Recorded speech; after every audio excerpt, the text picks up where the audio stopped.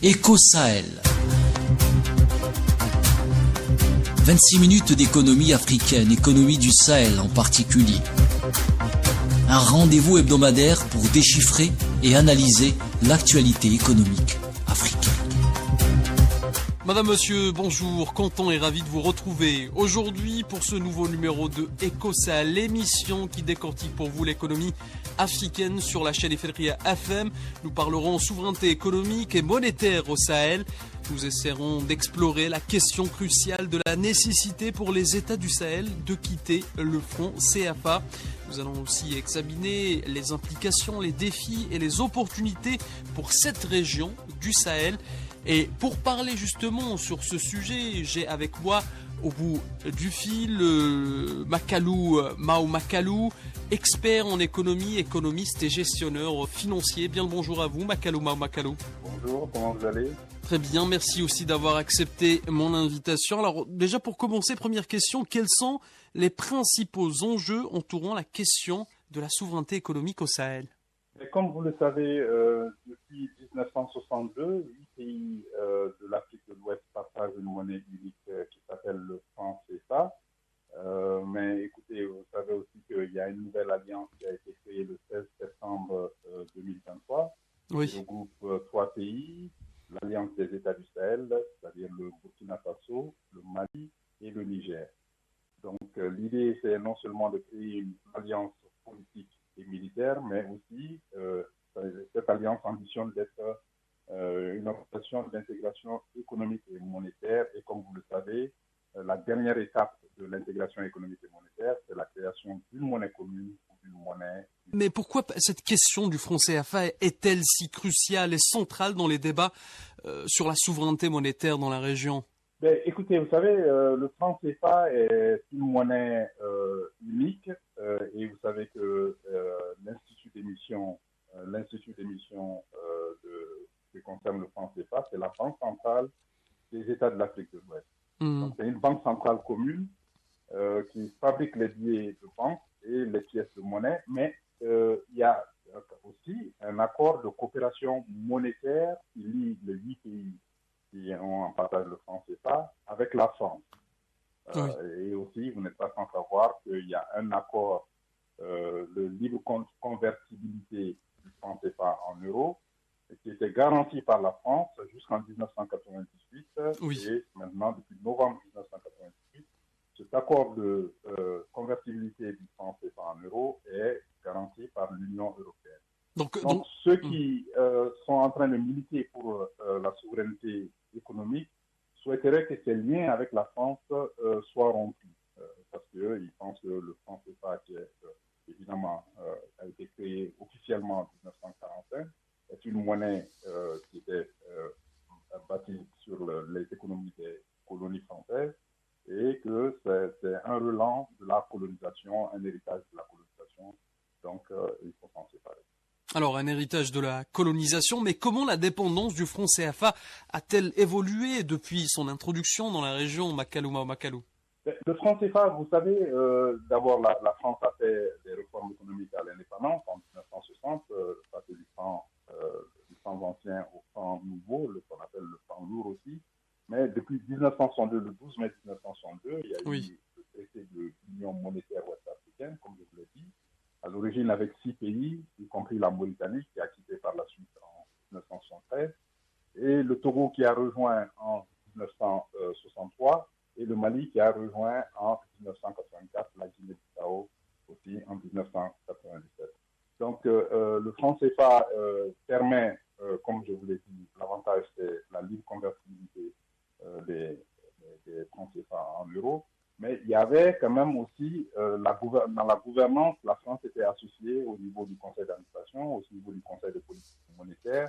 Et aussi, il y avait un compte d'opération qui était ouvert auprès du Trésor français, mais qui a été fermé après les réformes de 2020.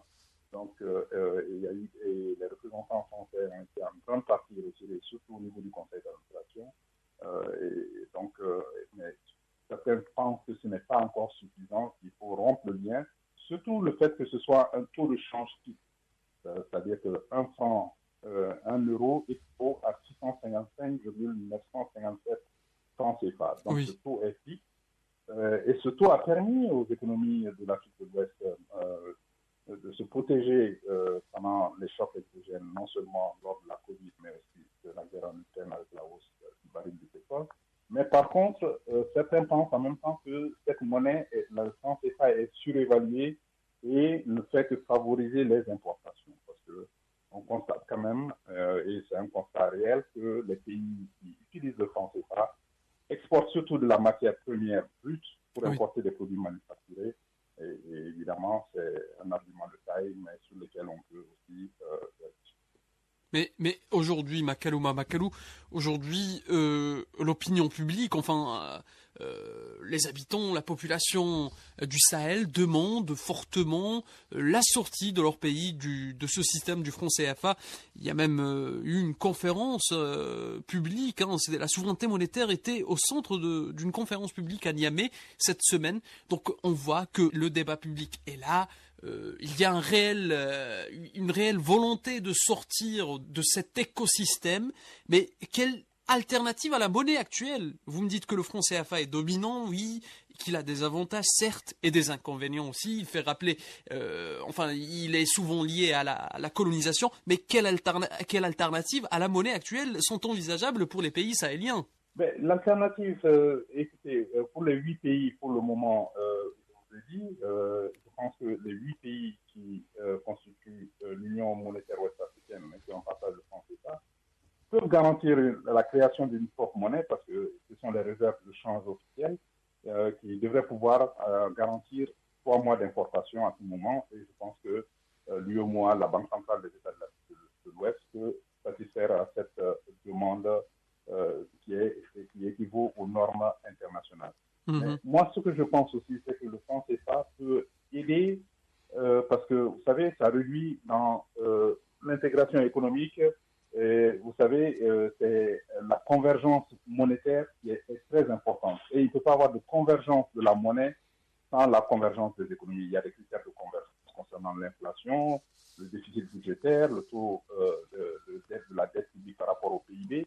Et tout cela a fait qu'aujourd'hui, parce que vous savez que les 15 pays de la CEDEAO projettent d'aller vers une monnaie unique en 2027, mais écoutez, si évidemment, pour le moment, ce sont que les pays qui sont prêts, ils sont prêts pour le moment. Une monnaie qui sera appelée peut-être ECO. Non, ça a été décidé par la conférence des chefs d'État, des experts et des chefs d'État, que ça va s'appeler l'ECO. Oui. Donc, c'est projeté pour 2027.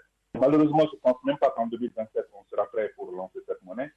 Donc, maintenant, la question qui se pose, avant que l'ECO soit prête, la monnaie ECO soit prête, ou quand la décision de retrait de la CEDEAO sera actée pour les 3 pays de l'AES, vous savez que ces 3 pays ont demandé de se retirer. Bien sûr. L'avantage pour ces 3 pays, c'est qu'ils ont des critères de convergence très similaires.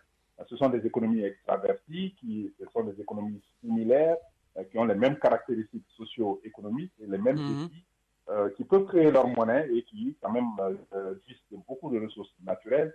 Mais est-ce que les conditions sont réunies pour créer une monnaie viable? Parce que la monnaie, c'est d'abord la confiance, c'est aussi la gestion et la gouvernance du pays. Parce qu'il n'y a pas de monnaie saine sans économie saine. Et ces 3 pays, nous le voyons, traversent des défis multiples, des défis multidimensionnels. Et essentiellement, les dépenses budgétaires sont tournées en grande partie vers la défense et la sécurité. Exactement. Alors que ces pays ont des indices de développement humain les plus faibles au monde. Alors, l'alliance, justement, la création de l'Alliance des États du Sahel, l'objectif même derrière cette création, c'était renforcer la coopération militaire pour combattre et lutter contre le terrorisme. Mais cette alliance possède aussi un volet économique. Et peut-être Makalou, avant de penser à créer une monnaie unique, et unie tout simplement. Peut-être faut-il pas rebooster, redynamiser la coopération déjà entre ces 3 pays? Est-ce que la coopération existe déjà? Est-ce que ces 3 pays sont économiquement soudés? Pas tellement, parce que vous savez, il y a une organisation qui avait été créée dans les années 70, si j'ai bonne mémoire, en 1970, qui s'appelle l'Autorité de développement intégré du Liptako-Gourma. Oui, Liptako-Gourma. Le Burkina Faso, le Mali et le Niger. Oui. Et qui a inclus un volet sécuritaire, défense savez, des pays, comme je l'ai dit, ont des défis similaires. Ce sont des pays semi-arides, mais aussi qui ont un taux de démographie très élevé, qui exportent de la matière première brute. Ce sont des pays miniers aussi, agro-silvopastoraux, mais qui ne transforment rien. Les coûts des facteurs de production sont très élevés. Ce sont les pays, parmi les pays les moins électrifiés au monde, et avec les indices de développement humain parmi les plus faibles au monde. Donc ces défis, il faut les surmonter. Donc en s'alliant et quand même, puisque au sein de l'AES, les décisions sont prises à l'unanimité, et je pense que ça c'est très bon pour l'aspect politique, que ces pays peuvent quand même fixer les priorités politiques et ensuite y adjoindre les projets économiques. Par exemple, disons, l'Alliance projette deux grands projets, un fonds de stabilisation macroéconomique par rapport à la stabilisation des prix des matières premières, pour se prémunir des fluctuations des prix des matières premières, mais aussi un fonds d'investissement, une banque d'investissement qui va permettre aussi de renforcer la connectivité et de fluidifier les échanges, parce que comme vous le savez, ces trois pays combinés font presque 2 800 000 km², et vous le savez, l'Algérie, c'est le pays le plus vaste de l'Afrique, qui fait presque 2 400 000 km². Donc, il faut couvrir beaucoup de surface, et ça va demander beaucoup de moyens, et comme vous le savez, encore, une des faiblesses de l'UEMOA, c'est que l'UEMOA finance le commerce international, et ces trois pays sont très dépendants du commerce international. Plus de 60% de leur PIB est basé sur le commerce international. Mais nous avons besoin aujourd'hui de financer les économies nationales, de renforcer les investissements et les facteurs de production, la formation professionnelle, etc. Et aussi de créer des usines pour plus de transformation. Vous voyez, le Mali est premier producteur africain de coton, le Burkina est troisième producteur africain de coton. Et selon vous, cette souveraineté... Exportateur de pétrole, grand exportateur aussi d'uranium, mais ne fait très peu de transformation. Bien vrai que la raffinerie de pétrole ne se limite à 20 000 barils par jour. Alors, selon vous, acquérir une nouvelle monnaie, être souverain, enfin être plus souverain économiquement, est-ce que ça va garantir le développement durable dans ces pays du Sahel? Non, c'est pas la monnaie qui fait l'économie, c'est l'économie qui fait la monnaie. Si vous avez une économie faible, c'est pas en créant une monnaie. Au contraire, la monnaie va porter toutes les séquelles de la faiblesse de votre économie. Vous voyez par exemple en Algérie, je cite l'Algérie parce que c'est un pays voisin des États du Sahel. Le Mali et le Niger sont alliés avec l'Algérie. L'Algérie a les plus importantes réserves de change en Afrique de l'Ouest au niveau du stock d'or. Mais c'est parce que l'Algérie, évidemment, est grand exportateur de pétrole et de gaz, etc. Et donc, tout cela, ce sont des choses importantes. Alors qu'au niveau de la BCEAO, on mutualise les réserves de change. Ce sont les 8 pays qui mettent ensemble leurs réserves de change et qui ensuite, à travers la convergence de leurs économies, prennent des décisions communes pour les économies de la sous-région. L'avantage aussi quand même de l'UEMOA, c'est d'avoir un marché financier sous-régional pour les entreprises, mais aussi pour les États pour se financer pour les besoins de trésorerie, et cela aussi est très important. Donc il y a des avantages et des inconvénients, mais la monnaie n'est pas une panacée. La monnaie, c'est un moyen d'échange, c'est un moyen de transaction, c'est une réserve de valeur, mais la monnaie doit être adossée à une économie vibrante et saine. Donc, cela est très important. Donc, il faut renforcer encore la gouvernance dans ces trois pays avant de créer une monnaie saine. C'est mon opinion, parce que si vous décidez de créer une banque centrale, il faut qu'elle soit au moins à l'image de la BCEAO, qui est l'une des banques centrales les mieux gérées d'Afrique et du monde, et très transparente avec des états financiers publiés à la fin de chaque année. Si l'AES décide de créer une banque centrale, il faut que cette banque centrale soit aussi transparente et aussi bien gouvernée que la banque centrale de la BCEAO. Alors c'est vrai, Makalu Maou, je vous parle de monnaie, pourquoi? Parce que c'est le débat aujourd'hui. C'est le débat aujourd'hui dans ces pays du Sahel, le Niger, le Mali, le Burkina Faso.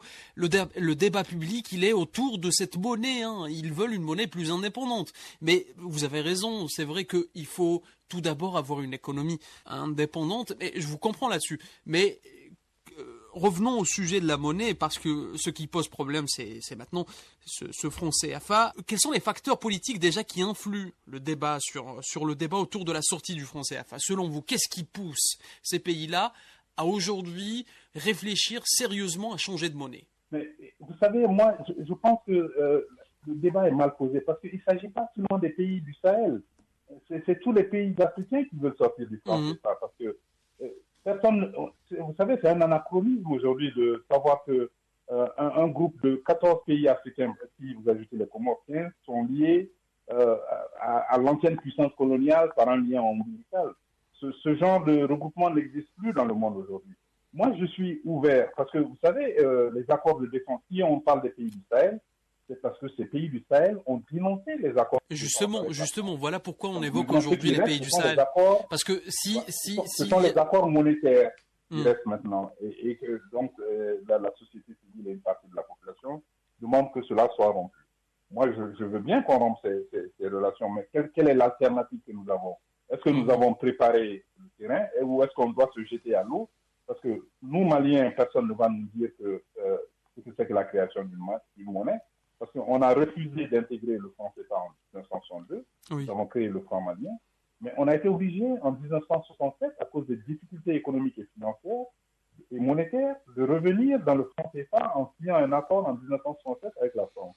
Et tenez-vous bien, on a rejoint le franc CFA que 17 ans après, le 1er juin 1984, que le Mali est redevenu membre de l'UEMOA. Donc nous sommes sortis de l'UEMOA et nous sommes revenus. Et aujourd'hui, quels sont les risques économiques potentiels liés à l'abandon du franc CFA par ces pays du Sahel? Encore une fois, on parle de ces pays parce que c'est les seuls pays qui ont dénoncé ces accords monétaires jusqu'à présent. Non, je pense que les risques, parce que vous savez, tous ces pays sont des grands exportateurs de matières premières. Et aussi, vous savez, le Mali est 3e producteur d'or, le Burkina est 4e producteur d'or, et le Niger aussi produit de l'or et aussi beaucoup d'uranium. Donc, le Mali va commencer à produire du lithium cette année, et je pense que ces 3 pays regorgent de beaucoup de ressources naturelles. Mais tout va dépendre de la gouvernance. Parce que si vous voyez un pays comme la Mauritanie et la Guinée, ce sont des grands pays miniers, mais l'État et le secteur privé possèdent une grande partie des participations dans l'exploitation minière. Ce n'est pas le cas au Mali, ni au Burkina, ni au Niger. Et je pense que ce sont ces questions fondamentales qu'il faut résoudre, parce que ça va rejoindre la question des réserves de change.